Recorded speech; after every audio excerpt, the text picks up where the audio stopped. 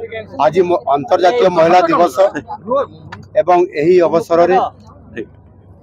आम सरकार जो सुभद्रा योजना महिला सशक्तिकरण पाई सेमानक आर्थिक स्थिति रे उन्नति आनिबा पाई जो योजना करिसंती आज आमर परम सौभाग्य आम सरकार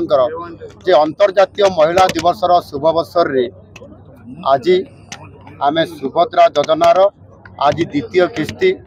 आमर ये जो रेशमी सहर ब्रह्मपुर ठारे आज गोटे सुइज रे आमे द्वितीय किस्ती को ठन ठन ठन ठन ठन ठन ठन ठन करी आज आमे 5,000 कोटी टंका 1,74,000 महिला को आज आमे गोटे मुहूर्त आज सामान को देइचु एवं चलित वर्ष 10,000 कोटी ऊर्ध्व टंका आज आमे महिला मानकु समान को आज महिला सशक्तिकरण करने आज समान को आर्थिक सहायता प्रदान करिछु। ये निश्चित भाव में बहुत गोटे बड़ कथा भारत वर्ष रे महिला मान को सशक्तिकरण करिबारे एवं समान को जो आम उत्साहित करिछु आम प्रधानमंत्री जो समान को जो लाखपति दीदी करने जो आह्वान देइचंती सेतिरे मध्य आज बहुत बड़ सौभाग्यर कथा आम ओडिशा पई आम सरकार पई